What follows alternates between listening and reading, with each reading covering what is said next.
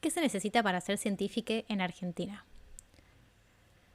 Si este es el primer episodio que escuchás, me presento, mi nombre es Loana, estudio una de las ciencias más hermosas de la faz de esta tierra, la ciencia de los alimentos, y la estudio en la Universidad de Buenos Aires, acá en Argentina. Si vos también sos de acá y no vivís abajo de una piedra, seguramente te habrás enterado de la crisis que estamos viviendo como país a nivel educación y ciencia. Yo, como persona que se dedica a la ciencia, tenía muchas ganas de hablar de este tema en el podcast y después de darle 1000 vueltas y media, decidí empezar por lo que yo considero el principio. Me di cuenta de que la gente que está defendiendo la ciencia es en su gran mayoría gente que se dedica a eso, ¿no? Investigadores, estudiantes, docentes. Y por ahí la gente que no es del palo, en una de esas no se imagina qué rol juegan las universidades nacionales o mismo el CONICET en la ciencia y en la educación argentina. Entonces se me ocurrió encarar este episodio de esta manera, que es bajo el paraguas de la pregunta ¿qué se necesita para ser científica? No sé si es la mejor manera, pero es la manera en la que me nació a mí. Y una de las cosas más lindas que tiene este episodio, en mi opinión, es que no voy a estar sola, sino que voy a estar con Ariadna Viroco. Ella es bioquímica, es ayudante de primera en la Facultad de Farmacia y Bioquímica y actualmente es becaria de la UBA. Y la traje para que nos cuente cómo es el recorrido típico de una persona que se quiere dedicar a la investigación en Argentina, a la investigación científica. De dónde salen los investigadores, cómo se forman educativamente hablando y qué instituciones nacionales los acompañan en este proceso. Esas son algunas de las preguntas que me interesa dilucidar a lo largo de la charla. En una de esas te interesa porque vos querés ser investigador o investigadora, o porque, no sé, tenés alguna amiga que también quiera hacerlo, tu hija, no sé, lo que sea. Así que bueno, nada, sin más preámbulos, les comparto nuestra conversación.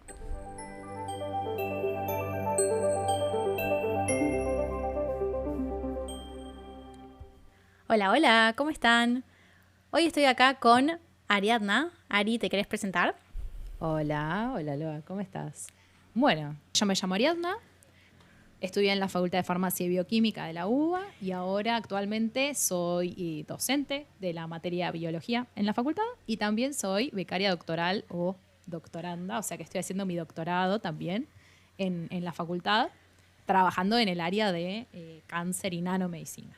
Y bueno, vos me llamaste para que te cuente un poco de mi vida como persona que se dedica a la ciencia. Y bueno, eso, vamos a charlar de qué hace una persona que hace ciencia, ¿no? Sí, ese va a ser como digamos, yo había elegido una pregunta paraguas, como bien les conté después en las historias en Instagram, que es ¿qué se necesita para ser científico o científica, particularmente en Argentina?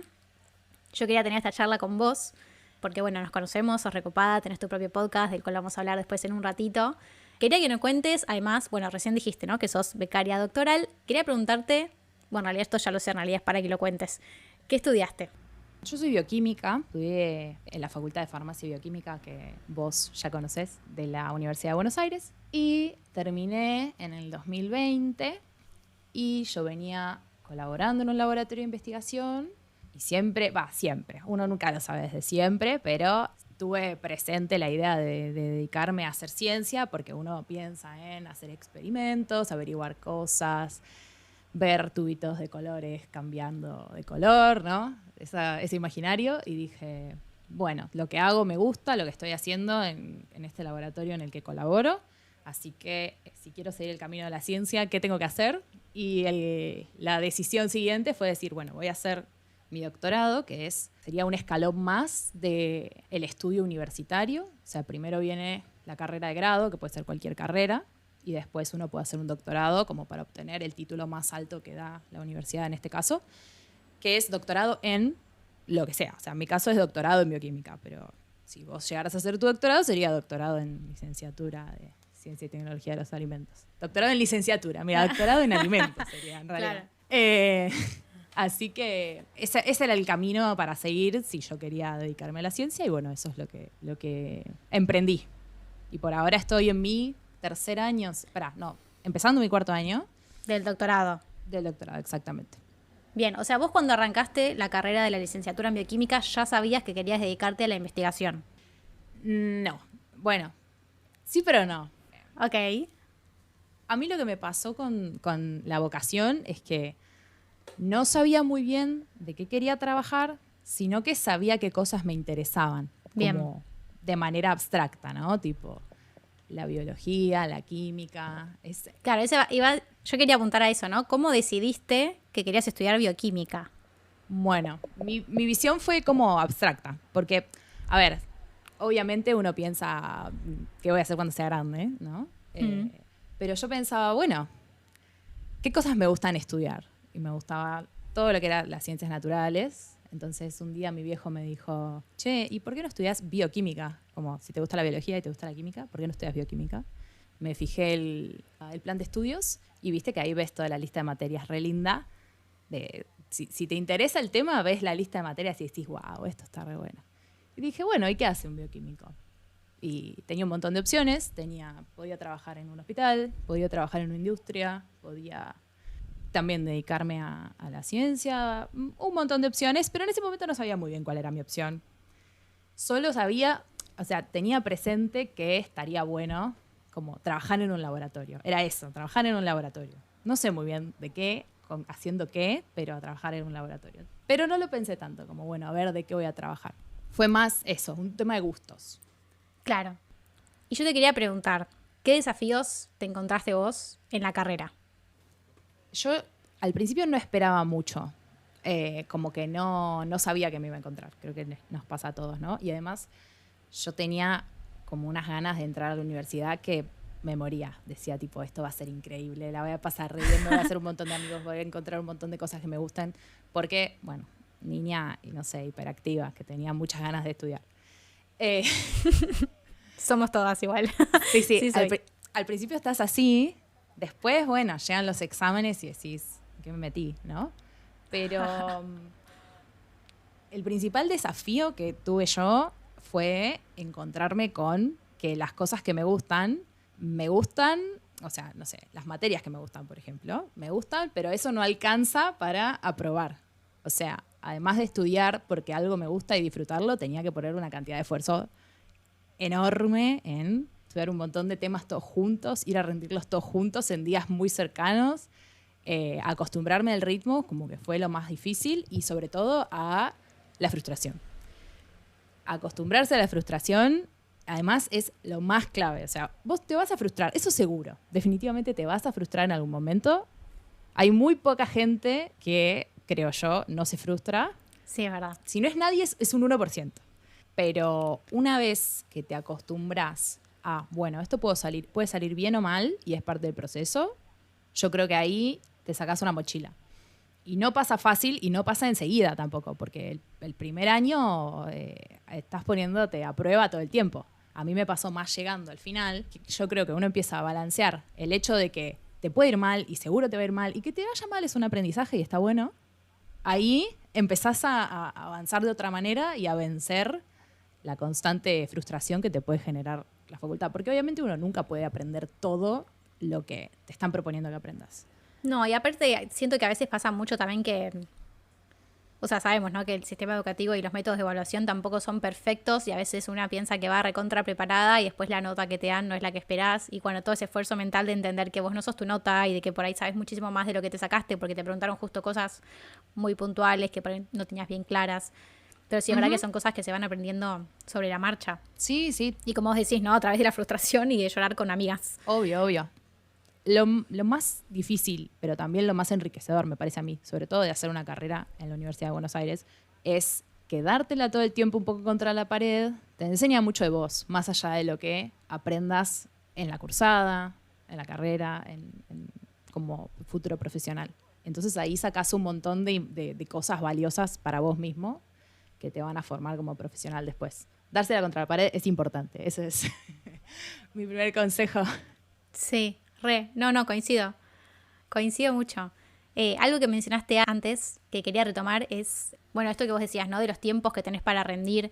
¿Vos llegaste a hacer la carrera en tiempo Informa? No. Viste que ahora hay como, yo escucho mucho de ingresantes que a veces me escriben y me dicen, ¿es posible hacer la carrera en 5 años? Quiero hacer la carrera en 5 años.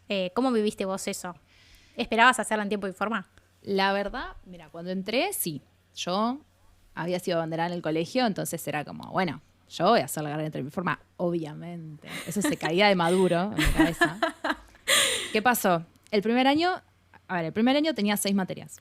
aprobé todas las materias cuando terminó el año, porque no me quedó nada para febrero. Hermosa. Algunas las promocioné, otras no las promocioné, pero las rendí con la fijación mental de termina el cuatrimestre y tengo que rendir las materias que tengo. Estaba como ahí trabajando medio al borde, ¿viste? Pero bien, iba. Entonces, el segundo año, que fue tipo mi primer cuatrimestre de la muerte, ¿viste? Que uno siempre tiene un cuatrimestre de la muerte. Sí. Ese segundo año tenía 3 materias muy intensas y la verdad es que me gustaban todas las materias que tenía. Eran muy lindas, pero yo llegaba con todo al borde. Y estaba bueno porque estaba avanzando, pero no estaba disfrutando nada de lo que estaba haciendo. O sea, todo era dando todo de mí hasta el último segundo y sufriendo en ese proceso. Pero después realmente me pregunté, digo, yo rendí estas materias que son re lindas, que me gustaron las 3, pero siento que las pasé. O sea, mi objetivo era pasarlas y las pasé. Pero me quedaron y no me habían quedado en la cabeza, ¿entendés? Y la verdad es que ahí se puso en juego algo que uno al principio no tiene muy presente, pero yo tuve la suerte, de casualidad, de encontrarme con eso pronto, que es que cuando uno hace una carrera es un proyecto. Digo, uno se inscribe y vos decís, bueno, voy a hacer estas materias un poco como estudiaba en el colegio, ¿no? Como que uno siente que es una continuidad del colegio. Pero esto de que es un proyecto propio, de que la idea es ser profesional y el criterio que ser profesional demanda, es más que pasar las cosas que se te ponen adelante. Si vos estás haciendo una carrera es para aprender. Y yo me daba cuenta que en ese momento estaba pasando las materias como podía, pero no estaba realmente aprendiendo y disfrutando lo que estaba pasando. Entonces mi proyecto estaba como un poco desdibujado, ¿entendés? Y dije, bueno, ¿qué tengo que hacer para realmente aprovechar estas materias? Porque claramente, si sigo así, no estoy aprovechando. Y dije, bueno, lo que voy a hacer es, el año siguiente, tomármelo más tranquila, hacer, en vez de las 4 materias por cuatrimestre que tenía que hacer 3. Ahí empecé a meter algunas electivas del momento de cursada que pude enganchar. Y ahí decidí atrasarme un año para estar más tranquila. Claro. Que además tenía un montón de compañeros que por ahí por tener que volver a cursar alguna materia o por temas horarios también estaban en la misma que yo, entonces no se sintió tanto como un golpe como decir, ay no, me atrasé y todos mis amigos siguen adelante. Viste que eso es algo que uno siente. Sí, eso te iba a decir, qué importancia es el entorno cuando estás en la facultad. Total. Tipo, si tus amigas cursaron una materia más que vos te sentís atrasada, pero si tus amigas están a la par que vos y todas cursan una materia por cuatrimestre, estás divina, perfecta. Completamente. O sea, es muy loco eso, sí. Sí, y ayuda además un montón tener grupo de estudio, amigos que estén en la misma. Muy importante. Eso es clave porque hay que sufrir, pero hay que compartir ese sufrimiento. Totalmente. Entonces, ¿no te costó la decisión de, digamos, el decidir atrasarte un año para cursar más tranqui? O sea, no diría que no me costó. Ok. Pensé, tipo, ay, qué fracaso, ¿viste? Uno siempre piensa esas cosas. Después, cuando empecé, también justo ahí es cuando yo empecé a involucrarme más en el laboratorio en el que yo trabajo ahora, así que eso también colaboró, creo yo, con tener más tiempo libre para empezar lo que sería mi camino en ciencia, ponele. Pero, digamos, una vez que lo empecé a hacer me di cuenta de que era el camino adecuado, la verdad. Decidir atrasarme voluntariamente. Y la verdad es que ahora no pienso como gasté un año de mi vida. Para nada. O sea, una vez recibida... ¿Te afecta hoy? Claro. No, para nada. Después, bueno, me atrasé un poco por la pandemia también, porque no podía rendir finales por todo un tema burocrático, de que al principio no se podía rendir finales. Eso fue externo a mí, fue como, bueno, es la que me toca. Ahí me atrasé 6 meses nada más, pero bueno, también afectó. No, eso. ¿En cuántos años está estipulado que se hace la carrera? Según el plan de estudios. Según el plan, son 5 años y medio. Igual la hiciste en... 7, o sea, iban a ser 6 y medio. Claro, y por la pandemia... Por la pandemia fueron 7, sí. Y me recibí a claro. final de 2020, el 29 de diciembre. Mirá qué hermosa fecha. Vos dirías, ¿estás comiendo Viteltoné? No. Pero sí, fueron 7. Y la verdad es que ahora no lo siento como, uy, no. No, obvio. Aparte, esto, ¿no? Como decidirlo voluntariamente como para estar más tranquila vos, es priorizarte también. Es como ponerte a vos primero o poner la facultad. Últimamente yo estoy escuchando mucha gente que pone la facultad en segundo plano. Yo arranqué la carrera en pandemia. O sea, imagínate, no entendía nada. Hice todo en tiempo y forma por 2 años y después cuando se terminó la pandemia que me tenía que empezar a mover, ir a la facultad, todo, dije, no, yo esto no lo pienso hacer, ya rendí. Encima, claro, todas las materias que yo había cursado adeudaba los finales, que todavía me siguen pasando factura. O sea, todavía no llegué a deshacerme de todos. Pero es lo que vos decís, ¿no? Como que hay cosas que, por más que una tenga la capacidad, porque digamos, la capacidad seguramente la tenemos de matarnos para probar las cosas, hay que ver si uno decide hacer eso o decide hacer una actividad extracurricular, qué sé yo, si haces algún deporte o lo que sea, o si trabajás mismo. Vos antes mencionaste que esto, como decidir dejar de cursar tantas materias como decía el plan, ya estabas trabajando en el laboratorio en el que estás. ¿En qué año más o menos empezaste a trabajar ahí? Bueno, resulta, yo estaba en el primer año y había cursado biología, que es una materia que compartimos con alimentos. Biología es una materia súper linda, con un montón de procesos, un montón de mecanismos, un montón para estudiar. Y a mí me había pasado que en el CBC me había gustado mucho biología del CBC. Tenía un profesor que era fantástico, era un aula llenísima en exactas, porque había hecho el CBC en exactas, y él te pintaba, o sea, él no usaba el pizarrón, él te pintaba con las manos lo que estaba pasando. Mira. Entonces, por ejemplo, si él te decía, bueno, este es el lisosoma, entonces te hacía como un circulito con las manos del lisosoma redondito en el aire, y vos como que yo visualizaba, no sé si era que yo tenía una conexión con el tipo, era como todo esto que me está dibujando yo lo entiendo, pero yo decía, wow, estoy viendo todo lo que me está diciendo. Él era como medio stand-upero biológico, ¿entendés? Y dije, qué copado esto. Ya, obvio, me gustaba biología. En un momento hasta había pensado en estudiar la carrera de biología. Después no la estudié. Pero ya a mí me gustaba el tema. Y cuando hice biología de la carrera, yo igual, todas estas cosas, como que al principio me las planteo y después se terminan cumpliendo, no sé por qué. Pero dije, che, mirá si yo soy ayudante de biología cuando arranqué a cursar la materia. ¿En el CBC Era dijiste? muy temprano. ¿O en la carrera No, ya? no. Ah, En la carrera. bien. Como a mí me gusta biología, puedo ser ayudante de biología. Porque además uno, bueno, en todas las materias tiene ayudantes, entonces digo, bueno, yo imagino que de alguna voy a ser ayudante. ¿Querés Así, contar ¿no? un poco el rol de un ayudante para la gente que no sea del palo? Dale. Vos tenés una materia que estás cursando. Tenés un profesor que imparte la materia, probablemente muchos profesores. En el caso de farmacia y bioquímica hay un montón. Y Sí.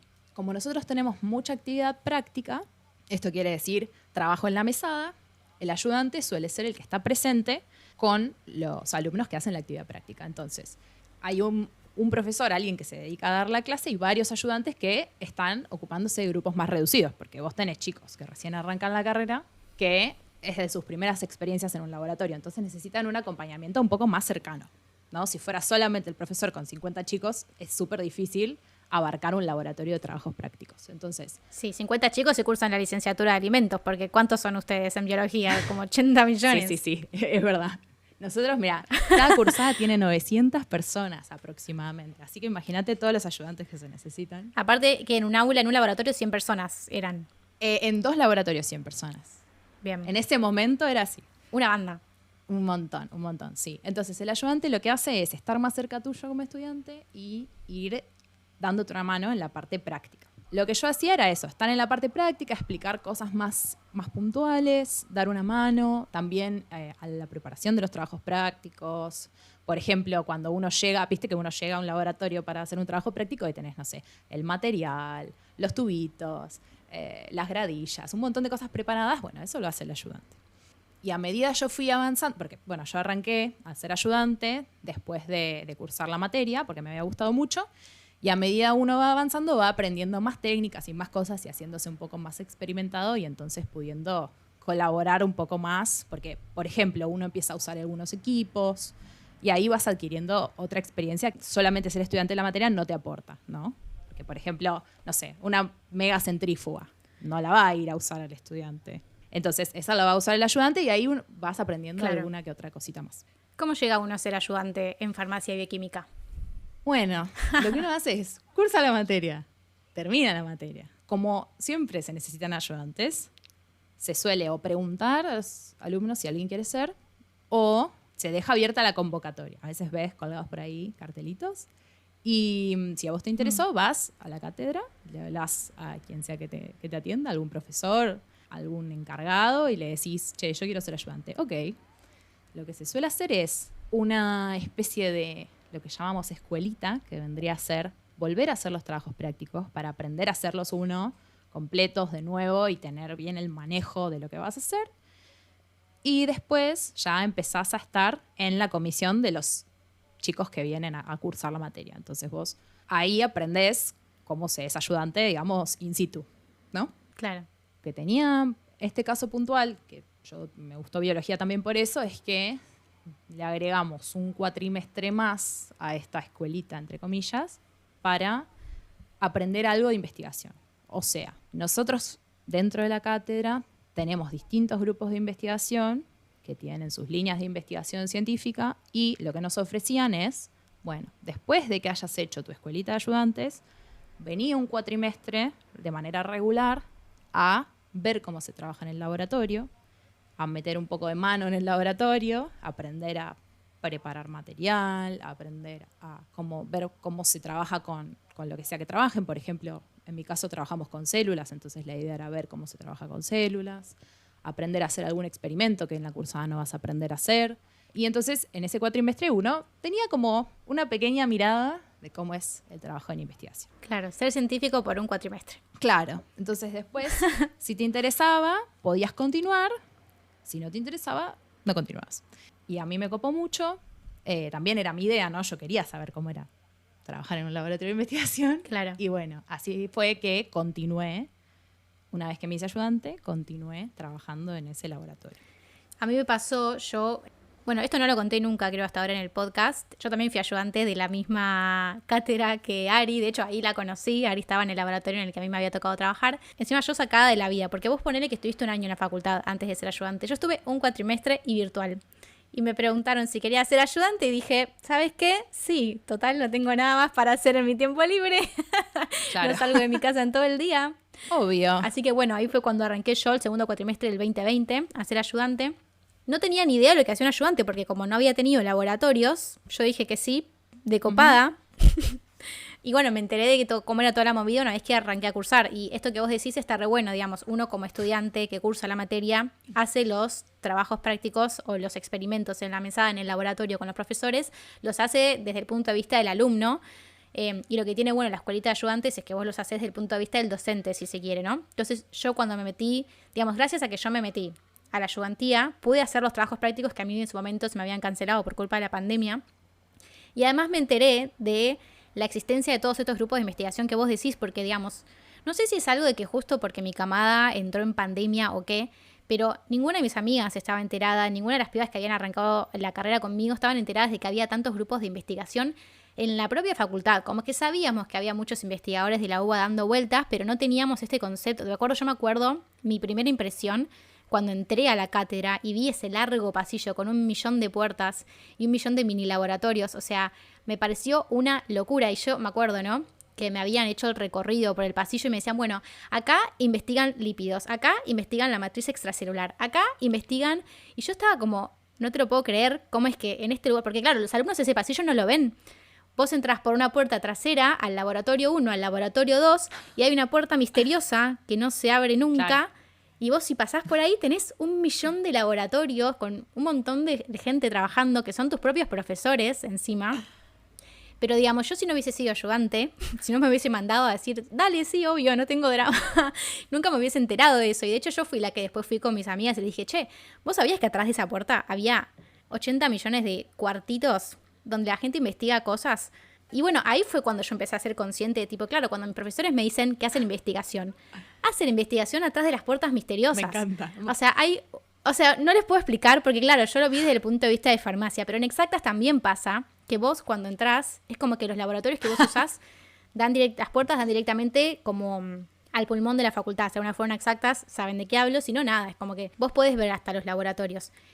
Y ahí están estas puertas misteriosas, yo lo digo en joda, pero es posta, que digamos, nadie nunca se pregunta dónde van, y vos cuando empezás a meterte por ahí, hay todo un sistema como de pasillos y de laboratorios que es increíble y es inmenso, y es una locura, porque no sé si seas, digamos, por ahí te lo cuentan los profesores, pero si no te llevan no te lo imaginás. Sí, totalmente. Es verdad, esto de las puertas misteriosas es 100% real. Sí, sí. Yo ahora que, bueno, ya estoy trabajando, a ver, yo entré a ser ayudante en 2016. O sea, que ya van 8 años. Claro, es un montón de tiempo. Lo tenés naturalizado. Así que ahora, Claro, pero ahora ya conozco la parte de atrás de un montón de puertas misteriosas. No solo la de biología, un montón de Claro. puertas misteriosas. Y realmente es un mundo, es muy grande. A ver, las facultades de la Universidad de Buenos Aires son enormes, de verdad. Hay muchas cosas que pasan ahí atrás. No solo, y esto lo digo, también soy docente, no solamente investigación, sino preparación de la docencia, un montón de laburo que se hace atrás de las puertas misteriosas, del que uno termina viendo lo que ve en los laboratorios de trabajos prácticos, ¿no? Pero sí, una vez que entras del otro lado, decís, wow, hay un montón de cosas que yo puedo hacer. Es que es una locura. Que no se te ocurrían además hacer. No sé, por ejemplo, yo he entrado detrás de alguna puerta misteriosa Exactas, porque hice algún que otro curso, y los equipos que aparecen ahí, ¿no? Es tipo ciencia, no sé, decís, wow. Es que igual sí, uno cuando no desconoce dice, wow. Es loco, es verdad, es loco. Así que te abrieron en ese cuatrimestre de escuelita la puerta misteriosa, te la mostraron, y en el laboratorio en el que empezaste a trabajar es en el que estás actualmente. Así es. ¿Querés intentar contar qué es lo que hacen en ese laboratorio? Sí, nosotros, en el laboratorio en el que trabajo yo, que cuando yo entré, la denominación era Laboratorio de Matriz Extracelular Vascular. Nosotros tenemos como eje de trabajo la matriz extracelular, que vendría a ser, uno tiene una célula, ¿no? Todo lo que está por fuera de esa célula es el medio externo, ¿no? Una célula al lado de otra, bueno, se comunican entre sí, se mandan un montón de señales, al lado de otras también, hay un montón de celulitas en el cuerpo, pero ¿cómo se sostienen entre sí? ¿Cómo se interrelacionan? La matriz es como una red en la que están todas estas células, una especie de andamiaje, que como está ahí afuera, tiene mucho que ver entre la comunicación de las células, en la disposición de las células, en la forma de las células, en la migración de las células, ¿no? Es como una especie de red que, aunque no sea una célula per se, tiene mucho que ver con la vida de nuestras celulitas. Entonces, lo que nosotros hacemos es estudiar algunos aspectos de la matriz y también en los últimos años decidimos aprovechar algunos componentes de la matriz para pensar en terapias. Yo actualmente trabajo en el uso de un azúcar de la matriz, que se llama dermatansulfato, como parte de una nanopartícula, que vendría a ser una especie de pequeña capsulita a la nanoescala, por eso nanopartícula, que puede cargar drogas y de esa manera funcionar como un nanofármaco, digamos, ¿sí? Como una nanopastillita que lleva drogas a las células. Entonces, ese es uno de los ejes de mi trabajo científico. ¿Y vos empezaste con ese trabajo científico una vez que conseguiste tu beca doctoral? No, empecé mucho antes. Bien, quiero que cuentes un poco ese recorrido. Dale. Digamos, terminaste la escuelita, decidiste quedarte en ese laboratorio. ¿Cómo fue a partir de ahí el paso a paso para llegar a donde estás? Ok, bueno, al principio, a ver, lo que a mí me interesaba y lo que quería hacer y lo que me ha servido mucho por fuera del doctorado, ¿no? Fue aprender cómo se trabaja en un laboratorio.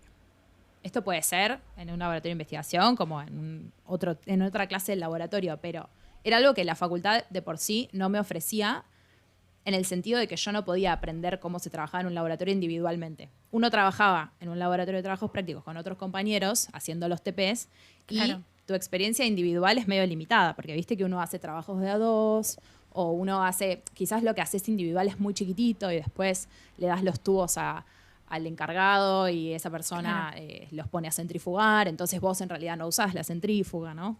Entonces, yo me faltaba como esa experiencia de trabajo individual que es muy, muy enriquecedora, ¿no? Entonces yo al principio lo que quería era aprender eso, cómo se trabaja solo en la mesada.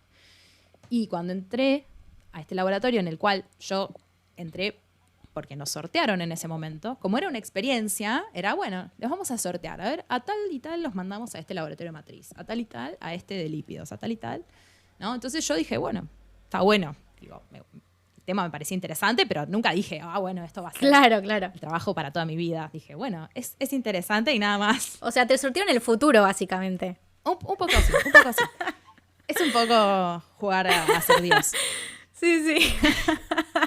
Entonces empecé a trabajar ahí y al principio lo que aprendí fue cómo se maneja un laboratorio, ¿no? Como uno tiene que preparar material para hacer experimentos, uno tiene que hacer los experimentos, uno tiene que probar los experimentos antes de hacer el verdadero experimento. Un montón de técnicas que yo no había visto en la carrera todavía y después las iba a ver más adelante, otras que directamente nunca vi en la carrera. Pero ese cuatrimestre yo iba. Me recibía alguna otra persona que trabajaba en el laboratorio, me enseñaba algo, yo me paraba ahí y miraba. Y después, quizás la semana siguiente, me decían, bueno, ahora lo vas a hacer vos, pero yo te voy a mirar. Entonces, en vez de yo estar paradita mirando, yo estaba ahí haciendo, toda temblorosa. Y la otra persona me decía, ok, esto está bien. No, esto no.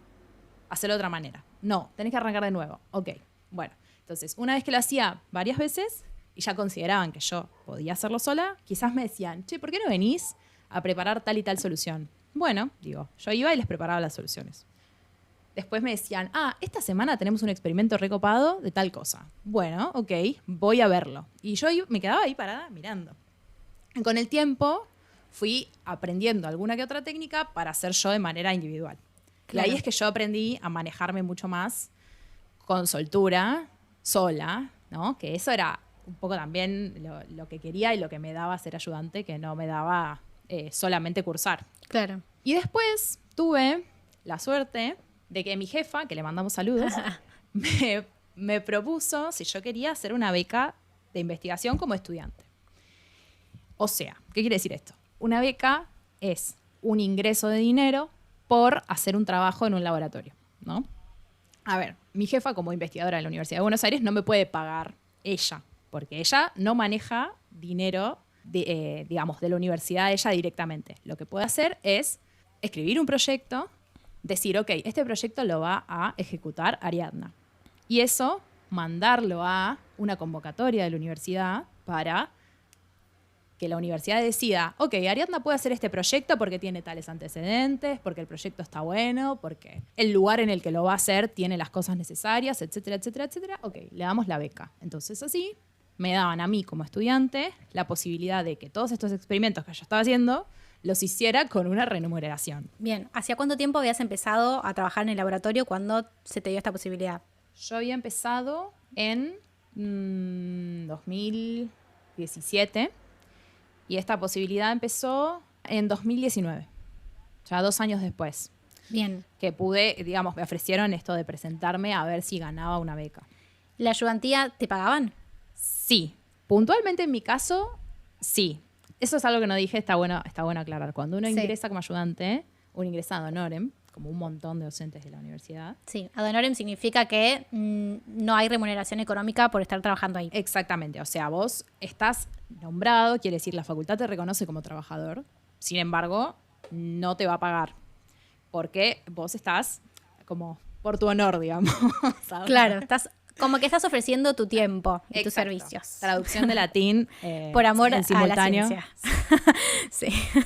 Entonces, uno en general cuando entra, trabaja de esa manera. Yo había tenido la suerte de que en el laboratorio en el que yo estaba, una persona había renunciado porque había terminado su carrera, etcétera, y estaba un cargo libre para ser ayudante de segunda, que quiere decir ayudante estudiante, y que me pagara. Entonces, como había que cubrir este puesto, me lo ofrecieron a mí y yo acepté.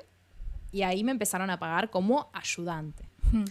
Que ahí me pagaban por estar en las clases, por preparar los trabajos prácticos, por hacer un montón de tareas relacionadas con la docencia. No tanto con la investigación. Claro. O sea, yo igualmente tenía unas ciertas horas que tenía que cumplir 10 horas, iba todas las semanas 10 horas. Y algunas cosas hacía relacionadas con la investigación, ¿no? Pero lo que a mí me pagaban era por ser docente. Entonces, ahí, en vez de ir a una comisión, iba a 2 comisiones. Se hacía un poco más intenso. Claro. Pero tenía una remuneración mensual, ¿no? Solo que no por investigar, sí. Claro, ¿cuántos ayudantes había, más o menos, en la cátedra para farmacéuticos y bioquímicos? Un montón. No sé, 20, ponele. ¿Y cuántos eran remunerados económicamente? Pocos. 6, 7. Entonces, quedé yo, en vez de ad honorem, quedé rentada, se llama rentada, tenía más responsabilidades como docente, pero todavía no tenía, digamos, un proyecto como parte del grupo de investigación. Yo colaboraba, Me decían, hace esto, yo hacía tal cosa. Claro. Tenía una idea de lo que se hacía en el laboratorio, sabía lo que hacían otros chicos que trabajaban ahí, que tenían sus becas, entonces eran lo que se denomina becarios, pero yo no tenía un proyecto propio.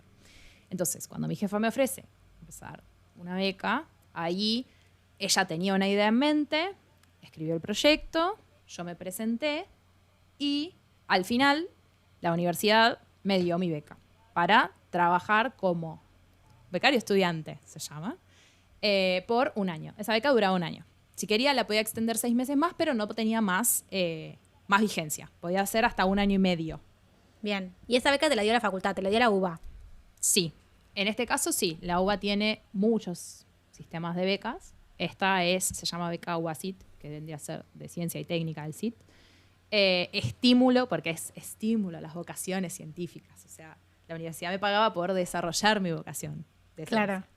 Pero hay varios tipos de becas entonces que da la UBA. Sí, claro. Da becas para distintos momentos en los que uno está, ¿no? Como estudiante puedes acceder a esa. Después hay otros organismos que dan otras becas. Por ejemplo, el Consejo Interuniversitario Nacional, que no es una universidad, sino que las engloba. También da becas para estudiantes. Entonces, es muy parecida a la que tuve yo. También así cortita de 1 año. Y después ya hay becas o de organismos privados o de también de la universidad o de distintas universidades para otros momentos. Por ejemplo, para hacer tu doctorado, para hacer tu maestría, para hacer lo que se llama postdoctorado, que es algo que viene después del doctorado. Claro. O sea, una vez que ya te recibiste, están las becas mientras estás estudiando, las becas una vez que ya terminaste tu licenciatura. Ahí ya, si querés hacer un doctorado, puedes pedir una beca para que te paguen por hacer el doctorado. Claro. ¿Qué requisitos te piden para poder aplicar a una beca? Digamos, tenés que estar en un laboratorio de investigación, siendo ayudante en alguna cátedra, necesitas que tu jefe de alguna forma te asigne un proyecto. Pero en cuanto, por ejemplo, a estado de avance en la carrera, ¿te piden estar en algún momento en particular, algún promedio en particular? Sí, hay varias. A ver, cuando uno pide una beca, uno compite contra otros estudiantes que también quieren la misma beca, ¿no? Claro. Hay una cierta cantidad de becas que se dan y se las dan a las personas con mejor perfil. Y mejor perfil no me refiero solamente a vos como estudiante, tipo Loana por ser Loana nada más. Sino que tenés que tener en cuenta también si tu proyecto es un buen proyecto, en el sentido de que es algo novedoso lo que vas a hacer, es algo adecuado al tiempo que vos tenés para hacerlo, es algo lógico con los recursos que tenés. O sea, si yo, que trabajo en la Facultad de Farmacia y Bioquímica, quiero hacer un proyecto relacionado con, no sé, estudiar la atmósfera, me van a decir, no, o sea, no hay nada para estudiar la atmósfera en Facultad de Farmacia y Bioquímica, así que no es adecuado, andate a otro lado. Claro, andate a Exactas, que esto es ciencia de la atmósfera. Claro, andate a Exactas y aplica el año que viene y listo. Claro. Después también influye mucho los antecedentes de tu director. O sea, no solamente te evalúan a vos, sino a la persona que va a ser tu director de esta beca, ¿no? Hay como un montón de cosas. Entre las cosas que tienen que ver con uno como futuro becario, se incluye. Bueno, en ese momento pensá que vos sos estudiante. Claro. Es obvio que no vas a tener un montón de antecedentes científicos porque recién estás empezando. Entonces, lo principal en ese momento es el promedio. Y el promedio es una parte de la puntuación que te dan, pero no la puntuación total, ¿no? Primero tenés que tener cierta cantidad de la carrera hecha, creo que es más del 50%. Porque obviamente si te presentás habiendo cursado 3 materias y tenés promedio 10, no tiene sentido compararte con alguien que está en el último año. Claro. Después, si por ejemplo tenés antecedentes científicos, en el sentido de que, no sé, fuiste a alguna reunión científica, algún congreso, algún taller o curso, que no hay muchos para estudiantes, pero hay. O sea, son cosas que se pueden hacer.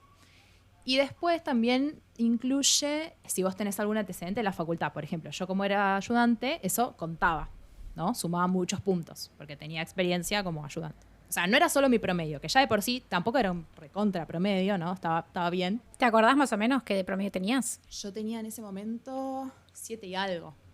¿Y cuál es el histórico de la carrera? 6,66. Mira, me acuerdo porque es 666. Bien.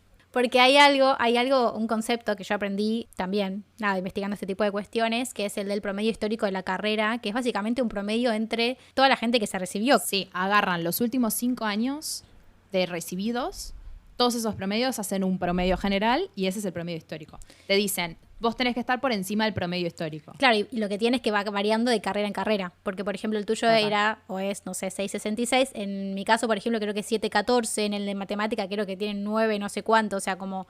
Y de ahí depende, claro, como que va a depender de los egresados y de tu promedio histórico. Si vos superás ese promedio, te cuentan como que está, entre comillas, bien aceptado. Claro. Pero eso es como la referencia que usan ellos, ¿no? El promedio histórico de la carrera. Y eso lo puedes averiguar entrando a la página de tu facultad. Y creo que hay un apartado que te dice promedio histórico de cada carrera y está ahí la información. Sí. Ahí te fijas. De cualquier manera, o sea, me parece que para esta beca no te pedían un promedio mayor que el promedio histórico. O sí, no me acuerdo. Pero, digamos, que vos estés muy cerca del promedio histórico no necesariamente es una limitación porque hay otras cosas que contribuyen a tus antecedentes. Por ejemplo, esto de ser ayudante o de haber hecho idiomas también contribuye un montón. Digo, el promedio no es una limitante siempre. Es importante, pero no debería ser un factor limitante si es algo que a vos realmente te gusta. Claro. Bien, entonces te dieron la beca. ¿Qué tan frecuente es que la gente que aplique a ese tipo de becas se las den? ¿Tenés alguna especie de idea? Ay, no. O por ahí, no sé, de la gente que sabes que aplicó. ¿Es más la gente que conoces que aplicó y se la dieron o que aplicó y no se la dieron? Sí, voy a decir algo medio polémico. Pasa que en farmacia bioquímica y puntualmente en el grupo de mis amigos éramos todos muy nerds. Entonces, en general... A todas se las dieron. A todos. Sí. Claro. Pero... No, lo que se hace... A ver, vos te presentás, ¿no? O sea, mandás toda la documentación. Además tenés que firmar un montón de papeles. Tenés que mandar todo en tiempo y forma. Tenés que subir toda una página que tiene la universidad en la que vos subís tus antecedentes. Es todo un estrés. Claro. Toda una movida. Yo me presenté ya a varias becas. O sea, después me presenté a la de doctorado y me presenté 2 veces a la de doctorado por un montón de cuestiones. Y nunca dejó de ser un estrés Claro. eso. Una vez que te presentás, pasa un montón de tiempo en el cual investigadores de la universidad evalúan.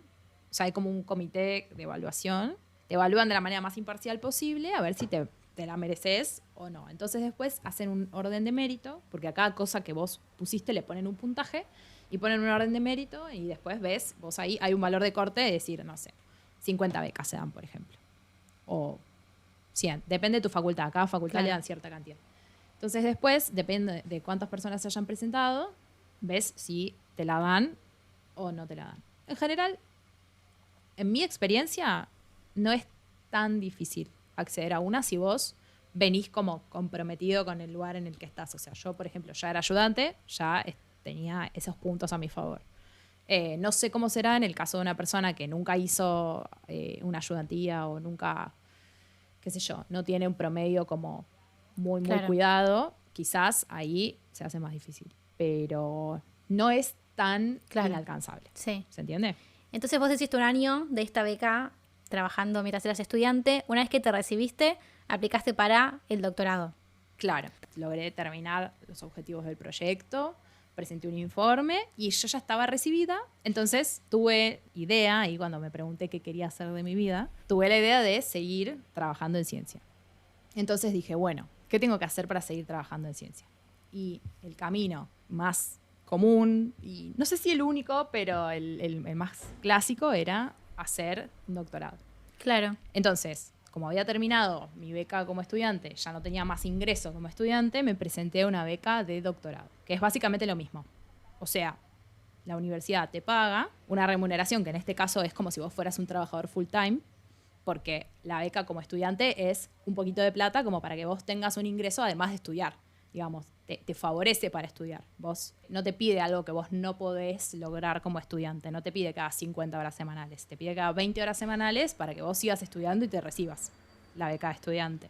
En cambio, la de doctorado sí es full time para que vos te dediques 100% a hacer un trabajo de investigación. Y se da por 3 años, que se extienden normalmente hasta 5 años. Entonces, la idea es, vos estás firmando para estar 5 años trabajando en ciencia. Y ahí me presenté a esta beca, que como justo era la pandemia, me presenté a 2 becas por las dudas, no vaya a ser que no me saliera una. Y es otro proceso ahí. No es como una beca estudiante. O sea, vos ya estás recibido.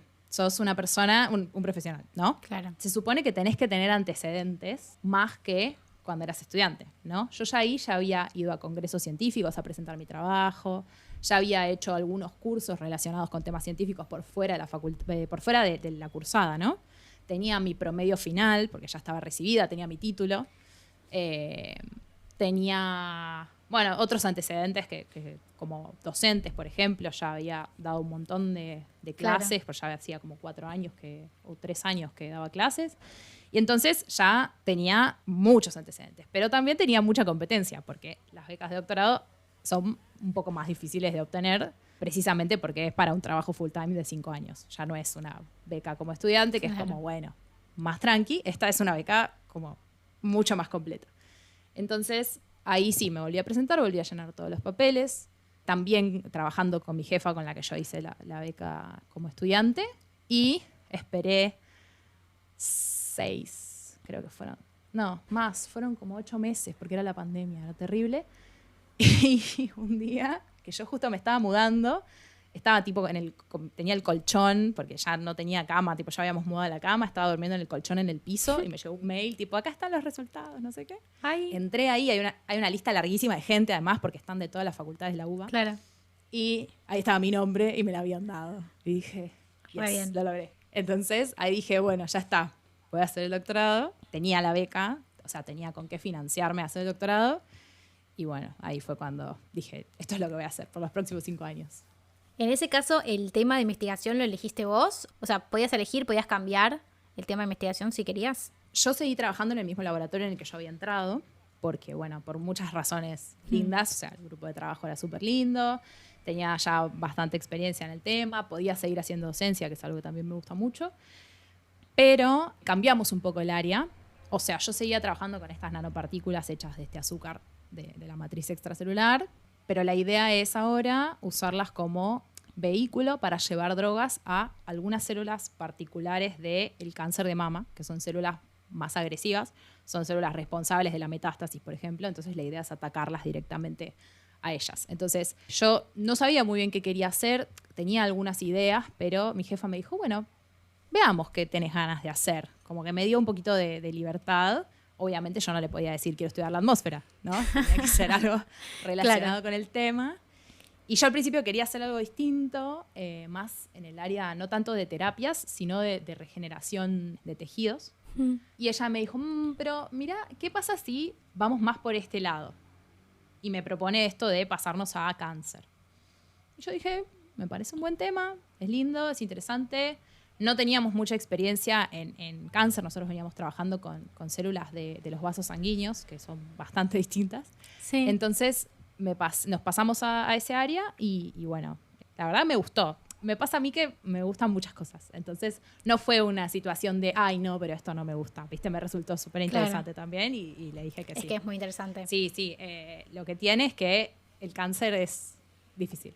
Es lindo, es complicado. Me pasa muchas veces que yo veo las células en el microscopio y digo, ay, son hermosas, son tan lindas. Y después pienso, son unas guachas. Claro. O sea, claro. Son lo peor que hay. Sí. Pero sí, es un lindo tema. O sea, tuve la suerte de tener un poquito de injerencia en lo que yo quería hacer.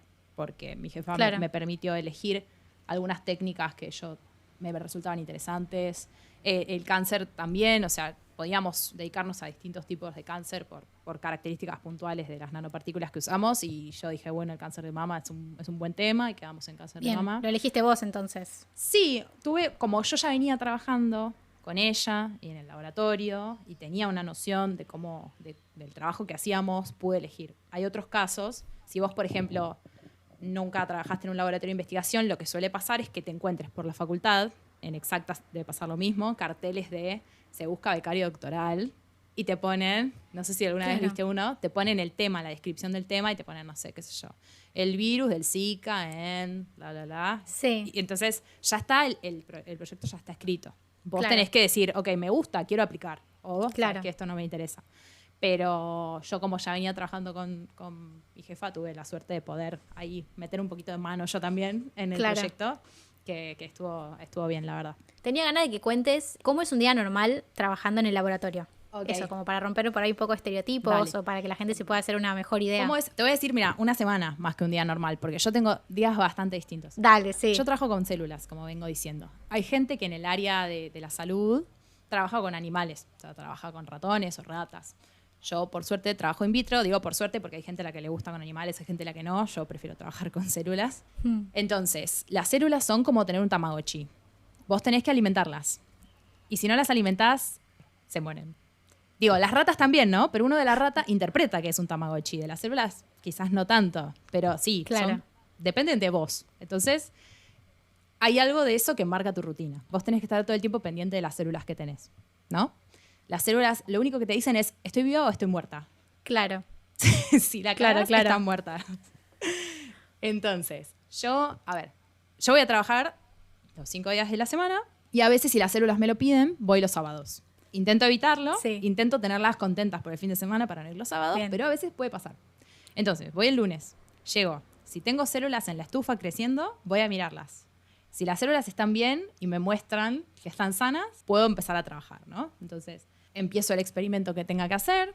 Si tengo que hacer un experimento largo o complejo, lo que suelo hacer es como prepararme todo desde antes. Uno tiene que tener soluciones preparadas, tubos preparados, a veces tubos rotulados. Preparo todo lo que necesito, hago el experimento que involucra a las células, o si no involucra a las células, hago el experimento sin células. Por ejemplo, esto de preparar las nanopartículas requiere varios días de trabajo porque uno tiene que prepararlas un día. Lo que hacemos es dejar unas soluciones agitando toda la noche, entonces al otro día recién las tenés. Y eso requiere mucha planificación, porque no puedo decir, las hago hoy y ya está. Tengo 2 días de trabajo. Entonces, no solo es hacer el experimento, que es lo más divertido, sino preparar el experimento. Y después, como yo también soy docente al mismo tiempo, y ahora soy lo que se denomina ayudante de primera, que es un ayudante recibido, también tengo que dar clases. O sea, las clases de biología, en el cuatrimestre de biología, que es el segundo, algunas las imparto yo. Entonces me siento, preparo la clase. Si tengo que preparar un PowerPoint, preparo el PowerPoint. Y en el medio voy me echando experimentos, ¿no? Por ejemplo, por ahí tengo que alimentar a las células. Entonces, no sé, a las 10 de la mañana alimento a las células. Después me siento, preparo el PowerPoint hasta las 2 de la tarde. Después a las 2 de la tarde preparo una solución para el día siguiente. Me pongo a mezclar cosas, qué sé yo, la dejo en la heladera, al día siguiente vuelvo, llego, primero miro las células, eso es lo más importante, y después de mirar las células sigo. Tengo otro experimento, hago el experimento. A veces me pasa, así fue como nos conocimos, que tengo que enseñarle experimentos a personas que vienen a trabajar al laboratorio. Sí. Entonces recibo un ayudante, Como yo. puede ser Loana, le enseño a hacer experimentos. Sí.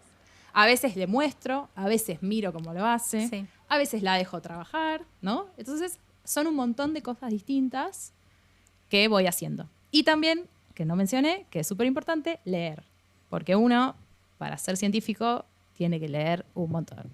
O sea, saber qué hacen otros científicos, leer papers en inglés todo el tiempo, tratar de incorporar todo ese conocimiento, que no es lo mismo que leer.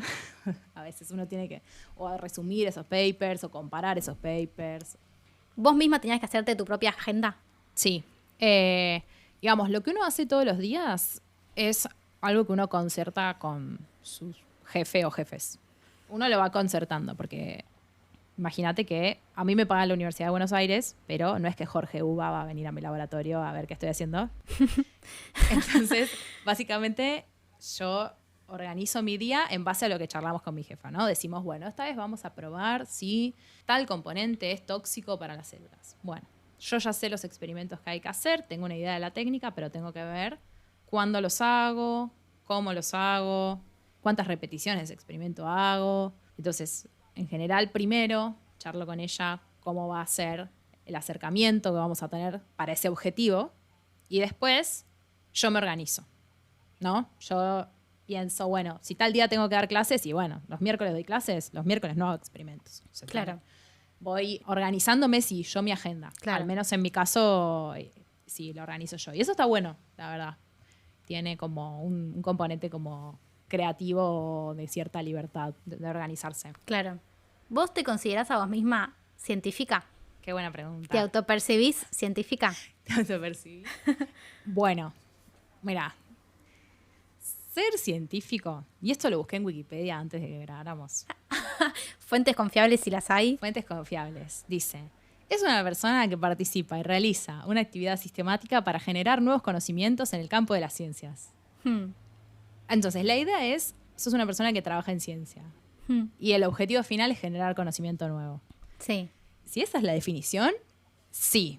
O sea, a partir de los experimentos que yo hago, y esto aplica a ciencias de la salud o ciencias naturales, a partir de los experimentos en una mesada que yo hago, en algún momento un nuevo conocimiento va a surgir, ¿no? Después eso se traduce en escribir trabajos y publicar trabajos. Claro. Pero sí, la idea es generar conocimiento nuevo. Eso sí lo hago. Sí. Después hay un montón de subdefiniciones. Por eso te digo que yo me autopercibo becaria, que es distinto. Claro, es que quería llegar a eso. Los 3 géneros, ¿viste? El tercer género, becaria. Sí. Entonces, tenemos que empezar a hablar un poco de cómo es el sistema científico en Argentina para entender esto. Si todas las personas que somos parte del sistema científico en Argentina somos científicos, sí soy científico. Bien. Pero la estructura es la siguiente. Hay investigadores que se denominan investigadores porque, digamos, vamos a decir que su recibo de sueldo dice investigadores. Bien. Son las personas que ya tienen mucha carrera, tienen un doctorado y quizás hasta un postdoctorado y son parte del sistema científico, por ejemplo, parte del CONICET, ¿no? O parte de una universidad como investigadores. Ok. O sea, su recibo de sueldo dice investigador. Bien. Esas personas son personas con mucha más experiencia que yo que organizan y piensan los proyectos que vamos a hacer. Entonces, esas personas escriben proyectos, esas personas piden financiación de esos proyectos, porque, como les digo, no es que viene Jorge U a pagarnos, nosotros tenemos que pedir financiación. Y, espero que nadie crea que Jorge U existe, es un término que usamos a veces con mis amigos. Pero bueno, estos investigadores, entonces, son como la parte de arriba de la pirámide, ¿no? Y pueden ser entonces empleados tanto por la Universidad de Buenos Aires como por el CONICET. Exactamente, que es el Consejo de Investigaciones Científicas y Tecnológicas de Argentina, que es el organismo de ciencia más grande que tenemos en el país en este momento. Entonces, esas personas, digamos, tienen una trayectoria grande y se dedican a pensar las investigaciones, desarrollarlas, buscar financiamiento. Imagínate que no pueden estar alimentando las células todos los días, ¿no? Entonces, ahí viene quién hace el trabajo de todos los días, que somos los becarios. Somos personas que recién estamos empezando en el camino de convertirse en científico, o más bien ya somos, no sé, como lo quieras interpretar, y hacemos el trabajo de todos los días, que es hacer los experimentos. Esto hablando en el caso de las ciencias naturales o de la salud, que es lo que yo manejo. Después, claro, gente de las sociales, perdón, no se ofendan. Entonces, nosotros somos básicamente los empleados. Si vos lo pensaras como una empresa, vos tendrías en cada laboratorio a un CEO, ponele, sí, que es el investigador o los investigadores, pero a veces hay varios, y los empleados que hacen el trabajo todos los días, que somos los becarios. Entonces, el tema, que es esta particularidad del sistema científico público, tanto en las universidades como en el CONICET, es que la relación laboral es que en realidad todos somos empleados del organismo, ¿no? Ya sea el CONICET o de la universidad. O sea, como te decía, mi jefa no me paga a mí directamente. Claro. Ella tiene que proponerme a mí para que me den una beca. Entonces somos todos un poco empleados del organismo. Claro. En mi caso, la universidad. Y además yo soy docente, que eso viene como aparte de la universidad. Entonces, si lo ves como una pirámide, abajo estamos los becarios y arriba están los investigadores. Yo si sigo y termino el doctorado y después quiero ser investigadora, tengo que o convertirme en investigadora de la universidad o convertirme en investigadora del CONICET. O sea, aplicar para que me paguen como investigadora. ¿Se entiende? Entonces, ahí hay como una diferenciación. Sí. Ojo, no estoy diciendo que, pobres los investigadores, ninguno se ponga las manos en la mesada, ¿no? La verdad es que hay algunos que hacen trabajo de mesada. Pero tienen el rol súper importante de dirigir la investigación, que es algo para lo que necesitas mucha cabeza y mucho conocimiento y mucha también versatilidad, porque tenés que conseguir los fondos, que no es fácil. Así que esa es la pirámide. Espero que se haya entendido. ¿Qué prejuicios tenías vos antes de arrancar a trabajar en la investigación para con los y las científicas? Buena pregunta. Yo cuando era chica tenía la idea de la persona, obviamente, con bata blanca en un laboratorio, medio quemada de los experimentos, de que explotó algo, ¿viste? Siempre era así. Es más, me acuerdo cuando era chica, me habían hecho como una especie de test vocacional, pero yo tenía, no sé, 12 años. Y me habían dicho, dibujate a vos en 10 años. Y yo me dibujé a mí misma con el guardapolvo, ¿entendés? Como toda científica. Oh. Así que lo logré. Ari del pasado, lo logra. Pero por fuera de eso, o sea, ese estereotipo como que fue cayendo a medida fui viendo que mis propios docentes eran investigadores también, ¿no? Como personas normales a las que uno puede acceder, porque ese era como el estereotipo de la tele, ¿no? El estereotipo de un dibujito animado. Sí. Pero después surge otro estereotipo que creo que es más común, que es el científico la tiene re clara. Como lo sabe todo. Sí. Claramente no se equivoca. O sea, es un grosso, es un capo. Es súper inteligente. Es súper genio. inteligente. O sea, Claro. si no sos superdotado, no podés. Claro.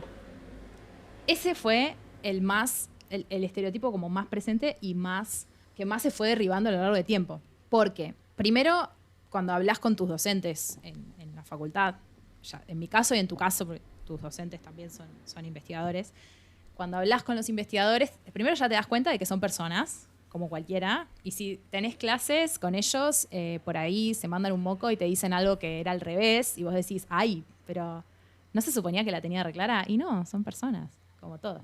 O mismo le preguntas algo y te dicen, no sé, te lo averiguo. Tal cual, te averiguo. Qué hermoso. Sí. Y eso creo que es lo más importante para derribar este estereotipo, que es que un buen científico, y esto me lo digo a mí misma también, y es algo lindo para poner en práctica, un buen científico tiene que ser consciente de sus limitaciones. En el sentido de que no solo no la tenés clara, sino que tu tarea es aprender y mejorar ese conocimiento. O sea, es súper importante decir, me equivoqué, no sé esto, espera que te lo averiguo, porque la construcción del conocimiento implica también esa humildad de decir, no la tengo clara, ¿no? Sí, encima hay algo que a mí me causa mucha gracia de este prejuicio de que la gente que es investigadora sabe todo, que es que saben un montón, porque saben muchísimo, pero de un tema, tipo, de un mini subtema, que a mí me causa mucha gracia cuando mis profesores me dicen, no, porque yo trabajo, no sé, como dijiste vos, ¿no? Como yo trabajo con dermatansulfato haciendo nanopartículas para una terapia contra el cáncer de mama. Yo digo, ¿entiende, no sé, tu mamá, por ejemplo, de qué trabajás? O sea, ¿qué le cuentas tu mamá a sus amigas cuando quiere hablar de vos, me entendés? O sea, como que es tan específico, tenés que entender tantas cosas que es tipo, claro, sabés un montón, que es hasta como difícil de comentar a la gente qué es lo que estudiás. Y la gente se piensa que con los científicos cuando hablan entre sí se entienden. Y vos tampoco entendés nada, porque, digamos, vos sabés un montón, pero del dermatansulfato y de la nanopartícula, ¿me entendés? Pero por ahí vas al laboratorio de, no sé, prebióticos o probióticos y te empiezan a hablar de bacterias que vos desconocés y que no escuchaste en tu vida. Y también vas a estar como la mamá del investigador ese, que tampoco entiende nada, ¿me entendés? Porque no lo estudió. Entonces es muy gracioso cuando esto, ¿no? Como este prejuicio de, no, saben todos los científicos, la tienen re clara. Y sí, pero en algo tan específico que se mueven un paso de ahí y ya no entienden nada de nuevo, ¿me entendés? Totalmente. Sí, y eso también es parte de esto que te digo, como que admitir, no sé si es admitir que te equivocabas, pero entender que la ciencia no es solamente hacer experimentos o investigar en un archivo histórico en el caso de, no sé, las ciencias sociales, sino discutir, poner en común el conocimiento y contrastar el conocimiento todo el tiempo contra otra gente, porque si no, no se construye. Claro. Como que lo importante que es construir conocimiento, es ponerlo a prueba todo el tiempo. Entonces, los mejores científicos son esas personas que contrastan las cosas todo el tiempo, te dicen, ¿sabes qué? Esto no sé, te lo averiguo, como buscan estar todo el tiempo poniendo a prueba el conocimiento que generan y también el conocimiento que tienen, porque de esa forma salen las cosas lindas y se crea algo mejor, más completo. Por ejemplo, si yo no hablo con este investigador de los probióticos, nunca me voy a enterar que, no sé, puedo usar mis nanopartículas en un sistema de bacterias. Entonces, ahí me falta algo que yo no sé, pero si no lo hablo y lo discuto con ese otro científico, nunca lo voy a saber. Entonces, es parte importantísima las instancias que tenemos de discusión y de poner en común el conocimiento que generamos, aquello con lo que trabajamos. Y por eso te digo que lo más importante de un científico es esto, ser humilde con su conocimiento, compartir su conocimiento, ser interdisciplinario también, hablar con otras disciplinas, y también es lo que es tan enriquecedor. Así que esto se relaciona con este prejuicio que veníamos diciendo de él, que el científico la tiene clara, porque una cosa es cuando vos ves a un docente tuyo que es investigador y decís, lo sabe todo, la tiene re clara. Vos después decís, ay, yo quiero ser científica. Ok, ay, no, pero tengo que ser re grosa. Vos pensás, yo no soy re inteligente. Porque uno, viste, se piensa a sí mismo y la mayoría de las personas decimos, sí, obvio. yo no soy superdotada. Claro. Y no necesitas ser superdotada. En realidad lo que necesitas es tener todo el tiempo esta instancia de revisión de lo que vos sabés. Y eso es algo que fui aprendiendo con el tiempo. Y es importante estar todo el tiempo en revisión y buscando aprender más. Así que así se va tirando este estereotipo de tenerla clarísima, porque nadie la tiene clarísima. ¿Qué rasgos tuyos dirías que encajan con el estereotipo de una persona que es científica? Bueno, te puedo decir uno que no, Ok. que es que yo soy medio torpe. Bien. Eso no encaja ni ahí. Podés ser torpe y trabajar en un laboratorio, sí. Podés olvidarte de las cosas y no saberte el libro de biología de memoria y trabajar en un laboratorio. Bueno, eso es algo que a mí me sorprendió, por ejemplo. Yo tenía este prejuicio, me acuerdo, de que ustedes sabían todo de memoria, qué sé yo, no sé qué. Y cuando me explicaron, no, tenemos este bello libro donde si vas a la página 5 te dice el paso a paso de todo lo que tenés que hacer para preparar esta solución. Y siempre que prepares la solución, por más que la hagas 5 veces al día, podés tener la receta. Es literalmente una receta, ¿no? Como, bueno, Sí. yo siempre preparo el mismo budín de naranja y por más que, yo, o sea, como te digo, ¿no? Yo soy bastante torpe con las cosas. Por más que siempre prepare el mismo, siempre voy a la receta. Y me encantó que ustedes, o sea, yo tenía ese prejuicio de no, bueno, ellos saben de memoria preparar todas las soluciones y las cantidades que ponen y cuánto tiempo hay que, no sé, calentarlo, lo que sea, no. Y tenían todo ahí, yo dije, ay, menos mal, porque yo encima con mi memoria para atrás. No, totalmente. Es que ahí es cuando uno tiene que decir, bueno, yo quiero trabajar lo mejor posible, construir el mejor conocimiento posible, necesito equivocarme lo menos posible. Y entonces, ¿qué haces para no equivocarte? Y obvio, te pones un machete. Claro, te la notas. Obviamente. Es que sí. Sí. Entonces, vuelve a lo mismo. No es ser súper grosso, sino entender tus limitaciones y saber trabajar con eso. Entonces, ahí hay varias cosas que a mí me limitarían, pero por suerte, igual puedo trabajar en un laboratorio. Se me han roto un montón de tubos y un montón de frascos y se me han caído al piso cosas y aún así puedo trabajar en un laboratorio. No te digo que sin problemas, porque cuando se me rompe un frasco de los lindos, me pongo mal. Lloro. Pero igual, puedo trabajar igual. Pues algo que coincida del estereotipo conmigo es, creo que esto es necesario porque es un trabajo largo el que uno hace como científico. Uno está todo el tiempo con lo mismo, se siente. Así que uno tiene que ser curioso. Que eso, digamos, tendrá una forma para cada uno, como es ser curioso. Pero si no te estás preguntando, ¿y entonces cómo? ¿Y entonces cómo seguimos? ¿Y pero esto por qué pasa? Creo que si no tenés esa pregunta, se hace difícil, se hace cuesta arriba, porque es como no te interesa lo que estás haciendo. Claro. ¿Qué te iba a decir? Quería pasar un poco a hablar de la situación actual que está atravesando la UBA, ¿no? Últimamente se está hablando mucho de esto de la desfinanciación que están atravesando las universidades y el CONICET.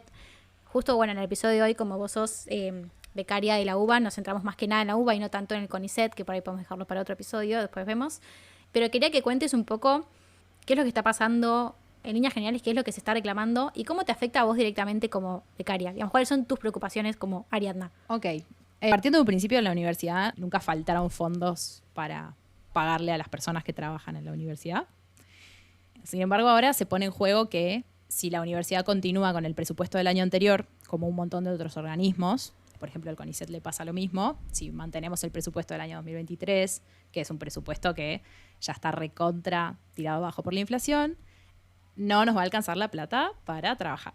O sea, para trabajar me refiero a más que pagar los sueldos, me refiero a pagar la luz o a pagar la manutención de la facultad, la limpieza, la seguridad de las facultades, ¿no? En plural. Y como investigadores, y creo esto también pasa en CONICET, por un lado, no nos van a alcanzar los fondos, porque nosotros tenemos fondos asignados, ¿no? Para trabajar, que es como yo te decía antes, que los investigadores más grosos, los directores de cada laboratorio, van a buscar fondos y esos fondos se nos asignan, entonces cada cierto tiempo nos van pagando una cierta cantidad de plata y con eso compramos reactivos, compramos sales, compramos equipos.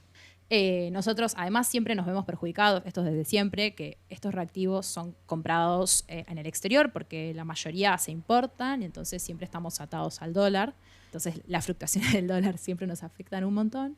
Y además lo que está pasando también es que no se sabe si las personas candidatas a acceder a una beca que se presentaron el año pasado van a recibir sus becas este año.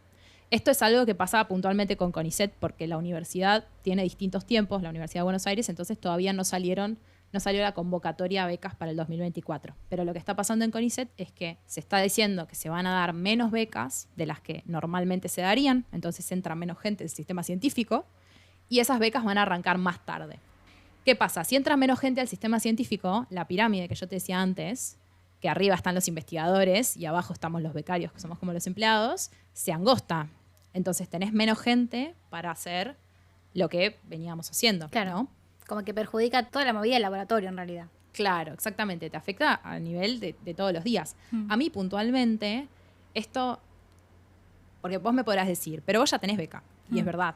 Yo ya tengo mi beca asegurada, tengo hasta más o menos 2 años a partir de ahora que todavía voy a tener beca. Sí. En ese sentido no me afecta, porque no estoy intentando entrar. Pero tengo compañeras que están por terminar sus estudios y quieren empezar a trabajar en el laboratorio. Entonces, para mí es necesario que ellas puedan conseguir su beca y puedan ingresar, porque de esa manera vamos a distribuir el trabajo mucho mejor, ¿no? Claro. Entonces, yo también me veo perjudicada como de manera lateral, sí. porque no crece el laboratorio, no tenemos más gente. Y esa gente que por ahí, esto es lo más triste, que pibes jóvenes que se querían dedicar a la ciencia, de repente se encuentran con este impedimento, que es algo particular de este año, porque se va a reducir un montón las becas que se van a dar. Ojalá que no pase, pero por lo que se viene diciendo, se va a reducir un montón. Gente que se quería dedicar a la ciencia ahora se va a dedicar a otra cosa, porque arrancar el doctorado es como la manera más común de dedicarse a algo en el sistema científico. Entonces el recorte de los fondos básicamente recorta tanto el personal como la capacidad que tenemos, las instituciones que hacemos ciencia, de trabajar. Esa es la situación que estamos manejando en este momento. Claro, estaba pensando qué estresado hubieses estado vos si hubieses sido la única persona en el laboratorio y yo como, por ahí, ayudante de segunda no rentada, ni siquiera hubiese querido, digamos, estar ahí acompañándote en tus cosas, como que también debe ser re difícil para la gente que sí tiene beca y que, bueno, ya está en el laboratorio, tener que seguir ocupándose de las mismas cosas que antes, más tener que suplir la falta de personas, sí. Claro, sí, tipo de compañeros totalmente. que están ahí.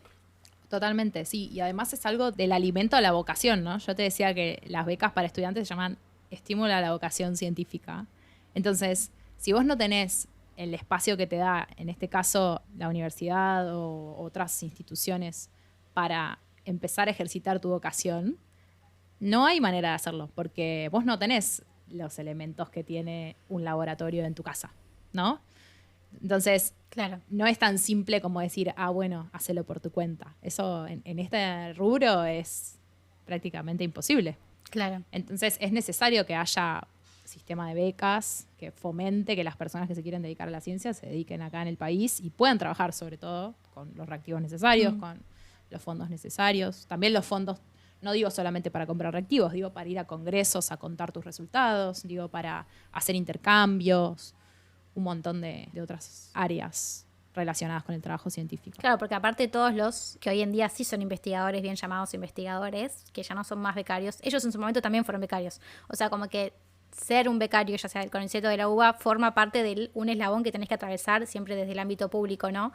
Sacando de lado todo lo que es privado. Claro. Es un eslabón necesario para llegar a ser investigador. Claro. O sea, eso es lo que se está poniendo en juego, la cantidad de gente que va a poder llegar a ser investigadora. Sí, y que abre la puerta a que estas personas se vayan a trabajar al exterior, lo cual, digo, a título personal, si vos, Loa, querés irte a trabajar al exterior, es tipo fantástico, me encanta, pero está buenísimo que haya políticas públicas para que las personas que se quieren dedicar a la ciencia se dediquen a la ciencia en nuestro país y que nuestro país tenga producción científico-tecnológica para estar a la altura de otros países del mundo. Porque aparte la posibilidad de ir un tiempo afuera y volver siempre estuvo, vos lo hiciste, de hecho, ¿o no? Sí, estuve en España 3 meses. Formó parte de tu formación en el doctorado, ¿o no? Claro, exactamente. Sí, fue parte de mi formación hacer una estancia afuera, digamos, conocer otro laboratorio, ver cómo se trabaja allá, aprender cómo trabajan ellos para también, digamos, traerme ese conocimiento para acá y mejorar.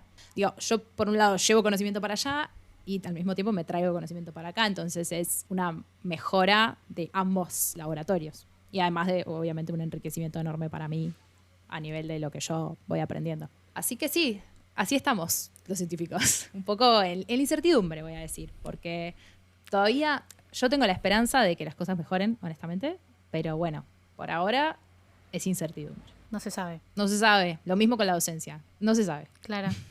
Para ir cerrando, yo quería hacerte un par de preguntas que me dejaron un par de seguidores en Instagram. Saben que yo siempre antes de cada episodio les cuento un poco de qué va a tratar y les abro una caja de preguntas para ver qué tienen para decir al respecto. Una de esas se repitió bastante. Un poco ya lo comentamos, que es todo este tema del promedio. Tipo, si hace falta tener un promedio alto o no para llegar a ser investigador. Yo creo que quedó claro que no necesariamente. Y la otra es, ¿cuáles son tus frustraciones como persona que trabaja en un laboratorio haciendo ciencia? Yo siempre quiero que me den los experimentos. Eso es lo principal. O sea, a ver, uno se plantea un objetivo cuando empieza este camino. Un objetivo, varios objetivos en realidad. A veces se cumplen, a veces no se cumplen. Digo, a veces se refutan y a veces se aceptan, ¿no? Entonces, uno siempre quisiera que todos cumplan. Y muchas veces no. Varias veces no. Bastantes veces no. Entonces, parte de mi frustración no es el hecho de que no se cumplan solamente, sino que ahí uno tiene que tener como la flexibilidad de cambiar de objetivos, de decir, bueno, por ahí esto no salió como yo quería. No estoy diciendo errores en el laboratorio, sino decir, bueno, yo quiero que este resultado me dé que mis nanopartículas sí sirven para esta terapia. Y por ahí te dicen, y no sirven tanto. Entonces vos ahí no tenés que decir, ya está, tiro todo, ya fue, dejo el doctorado, esto no sale bien, no funciona. No voy a curar el cáncer, tipo, no. Igual no iba a curar el cáncer, ¿entendés? Entonces, la frustración, más allá de eso, es que muchas veces vas a tener que saber adaptarte a lo que te dicen tus resultados. Y adaptarse no siempre es tan fácil, ¿no? A veces uno desea que las cosas den, que las cosas salgan, y no siempre salen. Entonces, es frustrante tener que ir adaptándote. Pero bueno, es parte del proceso. ¿Vos cómo lidias con ese tipo de situaciones? Tengo suerte de tener muchos amigos becarios que trabajan en otros lugares, en otros laboratorios, que tienen otras frustraciones, pero parecidas a las mías, que es como, che, esto no me da, yo sigo, intento, no me da. Y eso nos hace sentirnos acompañados en la desolación un poco. Pero también, sí, a veces es como simplemente alejarse. Me pasa que por ahí, si algo no te da muchas veces seguidas, seguir dándotela contra la pared solo te va a causar dolor. Entonces hay que cambiar un poco el rumbo, irte a otra cosa. A veces ser docente me sirve mucho en ese sentido porque digo, bueno, me voy a enfocar en las clases. Ya está, las clases no pueden salir tan mal. Entonces me enfoco en las clases y después vuelvo y por ahí ya tengo la cabeza más fresca. Claro, como que te reseteás. Claro, sí. Eso es una gran manera de manejar estas frustraciones que no se van a ir, ¿no? Y después me pasa mucho con cosas externas que me exceden, que bueno, creo que son algo importante a tener en cuenta si una persona se quiere dedicar a esto, que es que en Argentina hacer ciencia a veces es súper cuesta arriba. Tenés que esperar que llegue el reactivo que compraste y lo tenés que esperar meses. Y por ahí se queda enganchado en la aduana y no sale de la aduana y vos decís, no puedo hacer el experimento. Y no te queda otra que esperarlo. A veces, no sé, hay algo que te falta. Un equipo que te falta, no sé, una ultracentrífuga refrigerada, una cosa así súper loca que te falta y claramente no te van a comprar un equipo que es más caro que 10 heladeras, ¿no? Entonces decís, bueno, tengo que salir a buscarla. O sea, no te puedes quedar en la frustración, tenés que ir a activar y ver cómo vas a solucionar ese problema. Y ahí hay algo re lindo, por ahí que está lindo para cerrar también, porque es algo que yo no sabía que era parte del trabajo de científico y al principio me molestaba que no fuera parte, pero después me di cuenta que estaba equivocada, que es la creatividad. Yo decía, este trabajo está buenísimo, tenés que ser curioso, podés responder un montón de preguntas, podés trabajar en la mesada, que como que siempre hacer experimentos es súper divertido, pero mi lado creativo no va a ser parte de este trabajo. Como que yo siempre fui muy creativa, me gusta hacer todo tipo de cosas, no sé, pintar. Hace tazas muy lindas, Ari, con cerámica. Yo soy fan. Sí, ahora estoy haciendo cerámica. Pero ese lado creativo yo decía, no está, directamente, no está. Pero es otra clase de creatividad, es como el ingenio. Ser creativo en el ingenio, decir, bueno, esto no lo tengo. ¿Cómo soluciono esto que me falta? Ok, necesito soluciones alternativas. Entonces empezás a plantear alternativas. Después decís, bueno, claramente no me van a comprar este equipo. Voy a mandarle mails a todas las personas que pueda a ver si me dejan usar el suyo. Entonces ahí te pones en modo, sacás la guitarra y empezás tipo, hola, bueno, yo soy becaria en la Facultad de Farmacia y Bioquímica y la verdad que necesito bla, bla, bla, bla. Y alguno cae, ¿no? Entonces, como que te las ingenias. Y esa creatividad de estar todo el tiempo reinventándote y encontrando nuevas alternativas tiene su lado frustrante, pero también tiene su lado divertido de que cuando conseguís algo decís, qué genios que somos, lo logramos. Bueno, yo me acuerdo algo que a mí también me sorprendió como ayudante cuando trabajaba con vos en el laboratorio, que una vez me llevaste a hacer uno de estos recorridos. Me acuerdo que fuimos al hospital de medicina, que está ahí a la vuelta de la, Al clínica, de la sí. Facultad de Farmacia. Claro, que está ahí a la vuelta de Farmacia y Bioquímica. Ari me dijo, ¿viste una vez una PCR? La famosa PCR que solamente la escuchaste hablar una vez del COVID. Y yo le dije, no, nunca vi cómo se hace una PCR. Y me dijo, bueno, vení, acompañame que vamos a ir con mi amigo que tiene un equipo para hacer PCR porque acá en la cátedra no lo tenemos. Y yo dije, bueno, iremos, no sé, al piso de arriba, al piso de abajo. Cruzaremos alguna puerta mágica de por acá. No, me llevó hasta afuera, cruzamos la calle, fuimos al hospital de clínicas.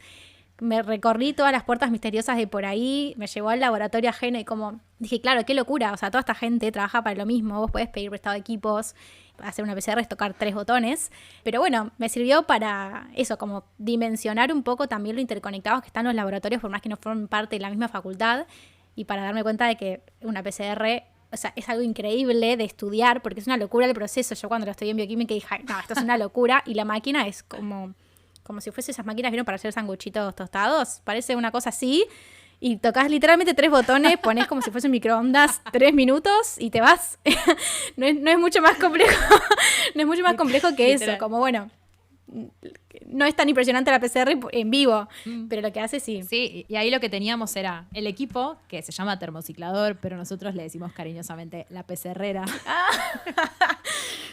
Estaba roto, entonces la cosa era, ¿dónde podemos...? A ver, yo no podía dejar de hacer PCRs, porque era lo que venía haciendo. Claro. Entonces era, ¿cómo podemos encontrar otro equipo? Entonces ahí fue, literal, sacar el celular y empezar a escribirle a todo el mundo, tipo, che, me prestas el equipo, me prestas el equipo, me prestas el equipo.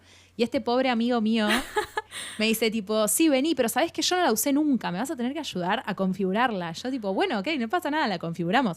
Nos leímos el manual, la configuramos ahí in situ. Entonces fue toda una cosa de, bueno, sí, está bien, en este momento tenemos este problema, hay que solucionarlo. Fue hermoso. Y la verdad que esto también, cuando yo fui a España, me di cuenta de que es algo que se recontravalora de los científicos argentinos. Por ejemplo, allá, con la cantidad de plata que tienen, cuando van a hacer, esto lo digo por si la gente entiende lo que voy a decir, cuando van a hacer un gel de poliacrilamida para hacer una corrida electroforética, que por ahí, si ya cursaron biología, lo sabrán. Nosotros los hacemos nosotros, o sea, hacemos las soluciones, mezclamos todos los componentes y lo ponemos y el gel gelifica como una gelatina. Pero eso también se puede comprar hecho, ¿no? Entonces, claro, cuando yo iba a España veía que los compraban hechos y tenían cajas de geles ya hechos y yo decía, es increíble esto, no lo tenés que hacer, no perdés tiempo en hacerlo, es fantástico. Pero claro, si ellos no pueden comprar los geles, no tienen ni idea de cómo se hacen. Claro. ¿No? Y nosotros acá ya sabemos cómo se hacen, los problemas que tienen, todo lo que puede pasar para que no te salga bien la gelatina. Claro. Entonces, es algo que se recontravalora en el mundo, esta capacidad de, bueno, no pasa nada, salió mal, no pasa nada. Seguimos, se sigue. Claro, es como tener la receta de la abuela para hacer el budín y saber que con 2 naranjas, un poco de harina, llegás a hacerlo. O ir a la panadería y comprarte la torta hecha. Ellos compran la torta hecha. Nosotros sabemos cocinar. Exacto. Y es importante saber cocinar. Y es importante saber cocinar. Y si no, venite a estudiar alimentos que... Claro, exactamente. Igual no cocinamos. No, fake news. Bueno, qué lindo, es verdad eso. Quería, bueno, ahora sí, ya para cerrar, invitarlos a escuchar el podcast de Ari también, que lo tiene un poco muerto. Mi intención con esta invitación es que lo reactive. Cuando vea que la gente lo empieza a escuchar, lo vuelve a reactivar a la fuerza. ¿Querés contar un poco, Ari, del proyecto, de cómo surgió, cómo se llama, dónde lo pueden encontrar? Porque la verdad que está buenísimo. Bueno, nosotros con un amigo, Juanma, que también es becario como yo, estábamos en el 2020 muy encerrados y yo tenía la idea de hacer un podcast porque amo los podcasts. Entonces la idea era, bueno, vamos a hablar de lo que sabemos hacer, que es básicamente ser becario. Yo ya me había presentado, cuando fui estudiante me había presentado 2 becas estudiante, obtuve una, y para ser doctoranda me presenté a 2 becas del CONICET y de la UBA, obtuve una, y él le pasó algo muy parecido. Entonces como que lo único que sabíamos era sobre cómo ser becarios. Esa era como nuestra experiencia de vida. Entonces dijimos, claro, sabemos sobre cómo es ser becarios, pero la gente imagina cómo es ser científico. De esto no sabe mucho. Entonces dijimos, bueno, vamos a entrevistar otros becarios, a ver cómo son sus días de trabajo, a ver cómo es su experiencia comparada con la nuestra, a ver cómo trabajan becarios de otras áreas también, ¿no? Porque nosotros somos los dos bioquímicos, entonces nuestra experiencia es muy similar. Y lo que hicimos es este podcast que se llama De Beca en Beca, porque becarios. Y entonces entrevistamos en cada capítulo, que no hay muchos, pero bueno, veremos si algún día hay más. Entrevistamos a becarios de diferentes áreas. Hay capítulos fantásticos hablando con gente de otras áreas, tipo una chica que es arqueóloga, que es una locura, tipo Indiana Jones. Después otro capítulo con un licenciado en computación, si mal no recuerdo, o sea, de otra área completamente distinta. Y la verdad es que nuestras experiencias son parecidas, pero muy distintas. Está bueno en ese sentido. La verdad yo la pasé re bien hablando con esta gente y aprendiendo cómo es que trabajan. Así que bueno, están invitados a escucharlo. Y si quieren que volvamos, bueno, coméntenos, pídanos que volvamos y quizás lo pienso. Lo meto en mis actividades. Sí, vayan, lo pueden escuchar en Spotify. También tiene una cuenta de Instagram si quieren también ir a escribirles por ahí. Vuelvan. @de beca en beca, si mal no recuerdo. Sí. Yo igual después voy a dejarles seguramente los arrobas, tanto del Spotify como del Instagram, Buenísimo. para que los puedan ir a buscar. Bueno, vengan, pásense. Ari, ¿algo más que quieras decir antes de terminar el episodio? Y bueno, por último, que me parece que estos lugares de comunicación de la ciencia son muy importantes.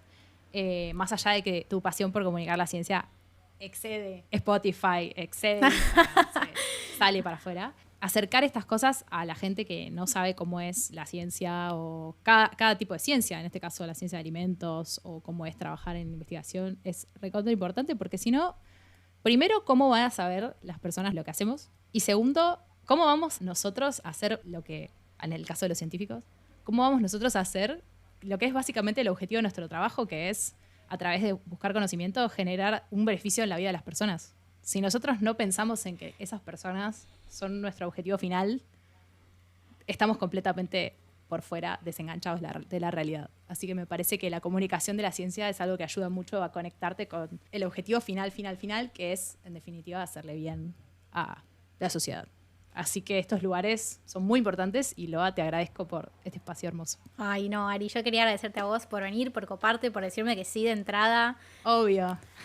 Y bueno, nada, eso, por todas las experiencias lindas también que tuvimos en el laboratorio, allá en Farmacia Bioquímica. Que bueno, las sigo arrastrando hoy en día y la verdad que las sigo usando en mi vida cotidiana, no solamente para, bueno, contar y hacernos reír un poco en el podcast, sino también en los laboratorios, en mis clases. Roturás los tubos. Roturo todos mis tubos, nunca jamás me olvido rotular los tubos. Es tipo la lección número 1 que aprendí. Excelente. Así que bueno, nada, eso. Si no hay más nada para decir, nos despedimos. Espero que les haya gustado este episodio, que les sirva. Y les deseo muchos éxitos. Ya saben que si van a cursar farmacia o bioquímica, en el segundo cuatrimestre le van a tener a Ari como profesora. Así que aprovechenla, que sabe muchísimo. Pregúntenle todo. Nos vemos. Chau. Nos vemos por ahí.